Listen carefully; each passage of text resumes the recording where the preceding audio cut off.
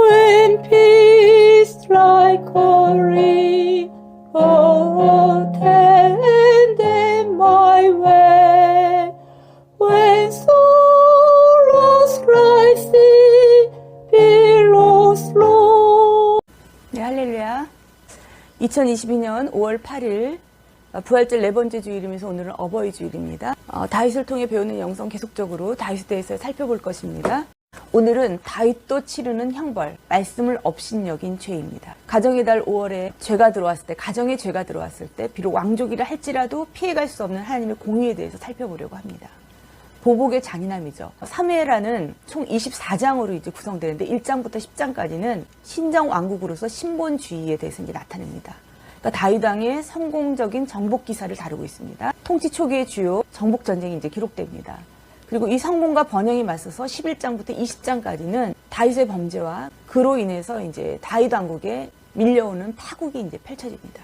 사무엘하 11장 1절. 그 해가 돌아와 왕들이 출전할 때, 그러니까 고대 군동에서는요, 일반적으로 추운 겨울과 수학기인 봄, 그러니까 겨울인 이 우기를 지나서 건기가 시작되는 이 봄의 원정을 떠납니다. 10장에서는 지금 암몬과 아람 연합군을 이제 이스라엘이 격파합니다. 그러니까 암몬 자손들이 자기가 이제 다윗한테 미운 행동을 하고서 전쟁을 시작합니다. 그럴 때 자기네가 힘이 부족하니까 아람 연합국을 이제 초대해요. 그래가지고 둘이서 이제 동맹해가지고 했지만 이제 전세가 이스라엘 쪽으로 이제 기울게 되는 거예요. 10장 18절에 보면 아람 사람이 이스라엘 앞에서 도망한지라 다윗이 아람 병거 700대와 마병 4만 명을 죽이고 또 군사령관 소박을 치며 거기서 죽으니라.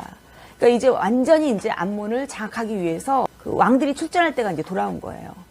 근데 여기 이제 11장 1절을 읽어보면요. 그 해가 돌아와 왕들이 출전할 때가 되면 다윗이 요압과 그에게 있는 그의 부하들과 온 이스라엘 군대를 보내니 그들이 암몬 자손을 멸하고 랍바를 에워쌌고 다윗은 예루살렘에 그대로 있더라. 근데 개역 한글에서는요. 요압과 그 신복과 온 이스라엘 군대. 그러니까 이게 점층적으로 커지는 거예요. 요압과 그의 신복과 이스라엘의 온 군대. 그러니까 무엇을 뜻하냐면 이스라엘이 일치단결하는 거예요. 이때 다윗이 출전해야 되는데 암몬이 의지했던 아람이 이제 대패를 했기 때문에 격파했기 때문에 이스라엘에게 이제 유리한 전세가 유리하게 펼쳐지는 거예요. 그러니까 굳이 이 다윗왕까지 출전할 필요가 없는 거예요. 요압 장군이 충분히 병사들을 사기도 충전하겠다. 왕이 나갈 필요가 없죠. 그냥 왕은 신본주의니까 이럴 때는 그냥 경건하게 있으면 되는 거예요. 그런데 이제 우리가 식자우안이라고 이 글자를 아는 게 근심이 돼요. 그러니까 차라리 전세가 좀 불리했으면 다윗왕까지 이게 나갔더라면 차라리 죄를 짓지 않았죠. 그만큼 죄값도 크지요. 다윗이 지금 이제 목동이 아니에요. 일개 목동이면 그 동네에서 이렇게 조그맣게 짓는 거면 상관이 없어요. 근데 이제 큰 사람이 된 거예요. 더군다나 신정 이스라엘 왕국의 이제 대표가 된 거죠. 하나님께서 사울에서 그 나라를 다윗한테 옮길 때 내 마음에 합한 자 이래가지고 다윗 왕국 확 세워줬단 말이에요. 그러니까 이제 죄 역시 온 이스라엘에 미치는 거죠. 그리고 다윗도 음녀가 먹고 입을 씻은 같이 내가 악을 행하지 아니하였노라 하고 이제 죄를 은폐하기 위해서 더 큰 죄를 이제 짓게 됩니다. 고의에 의한 살인 미수죄, 미필적 고의에 이제 해당하는 죄를 짓는 거죠. 암몬 자손 격파 위해서 자기 대신 이제 요압 장군과 맹렬한 전투를 치르는 우리아를 소환하는 거예요. 근데 우리아를 잠깐 보면요. 우리아는 햇사람이에요. 신명기 7장 1절에 보면 내 하나님 여호와께서 너를 인도하사 내가 가서 차지할 땅으로 들이시고 내 앞에서 여러 민족 헷 족속과 기르가스 족속과 아모리 족속과 가나안 족속과 브리스 족속과 히위 족속과 여부스 족속 곧 너보다 많고 힘이 센 7족속을 쫓아내실 때 가나안의 7족속이에요. 그때 남은 족속인데 바세바는 유다 지파거든요. 근데 진멸해야 하는 이제 헷족속 가운데 우리아란 말이에요. 근데 여기서 이제 우리아라는 이름은 여호와는 나의 빛이시다. 그러니까 예루살렘 출신의 헷족속이에요. 그러니까 예루살렘이니까 어때요? 그 이름처럼 귀화된 거죠. 이스라엘로. 그래서 이 우리아는요. 그 다윗이 왕국을 세울 때 마지막에 이제 기록할 때 그 용사들의 이름을 기록합니다. 그때 다윗의 37 용사 중에 한 사람이에요. 사무엘하 23장 39절에 보면 햇사람 우리아라 이상 총수가 37명이었더라 하고 그 햇사람 우리아가 딱 들어갑니다. 그리고 바세바를 보면요. 바세바는요. 맹세의 딸이에요. 맹세의 딸. 아버지는 엘리암, 엘리암은 아이도벨의 아들이에요. 사무엘하 23장 34절에 보면 다윗의 이제 용사들이 쭉 나오잖아요. 세 용사가 나오고 그 블레셋 사람의 진영들을 피해가지고 이제 아사엘이 베들레헴 성문 곁에서 이제 물을 떠다 주니까 다윗이 그걸 여호와께 이제 부어드리죠. 근데 거기에서 이제 특별부대의 용사들에게 이름을 딱 열거할 때 아사엘은 30명 중에 하나요. 30인 특별부대에 들어있는 다른 용사들로서는 길롯 사람 아이도벨의 아들 엘리암이라거든요. 그러니까 이 집안이요. 엘리암도 그렇고 다 용사들이에요. 근데 이 밧세바는 엘리암의 딸이에요. 그리고 공교롭게도 이 엘리암의 아버지가 아이도벨이에요. 그러니까 밧세바의 할아버지는 결국은 다윗의 측근이었던 거죠. 같은 유다 지파고요. 그 당시 이스라엘 사람들이 그 제사장을 통해서 이제 하나님의 뜻을 묻습니다. 우림과 둠빔을 사용해서 묻죠. 다윗 역시 사울을 피해서 나갈 때 제사장에게 에봇을 가져오라 해가지고 그러니까 그일라 사람들이 나를 사울의 손에 넘기리까 이렇게 하나님께 물어볼 때 여쭈어볼 때 에봇을 입거든요. 이랬던 것처럼 이 밧세바의 할아버지인 아히도벨의 머리에서 나오는 계략이 하나님께 물어봐서 얻은 거와 같다고 온 이스라엘과 다윗도 그렇게 여길 정도로 계략가예요. 그 정도로 지혜자였는데 이 지혜자의 손녀를 다윗이 잘못 건드린 거죠. 저의 모든 모략은 다윗에게나 압살롬에게 이와 같더라. 그러니까 밧세바가 배경 있는 여인이에요. 그러니까 이런 손녀를 건드렸으니까 다윗의 어려움은 더한 거죠.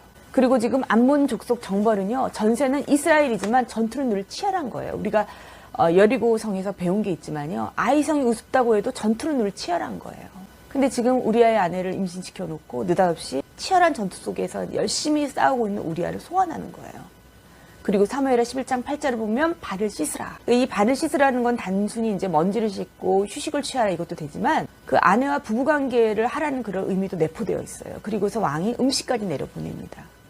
근데 이것을 거절하죠. 우리아가. 그것도 2번씩이나요. 그러니까 이제 다윗이 마지막 히든카드 요압에게 편지를 써요. 우리아를 맹렬한 싸움에 앞세워 그를 맞아 죽게 하라. 그러니까 사람의 끝이냐 죄를 지을 때요. 별거 없어요. 사람 죽이는 거예요. 그런데 자신의 이익을 위해서. 근데 하나님께서는 마지막 히든카드 그 사람을 병들게 하거나 그 사람을 힘들게 하는 어떠한 것도 고난도 구원을 위해서예요. 그래서 주의 종을 보냅니다. 하나님께서 나단 선지자를 보내죠. 여기서 팁은 뭐예요? 회개는 우리가 먼저 하는 게 아니에요. 하나님께서 그 상황을 열어놓으세요.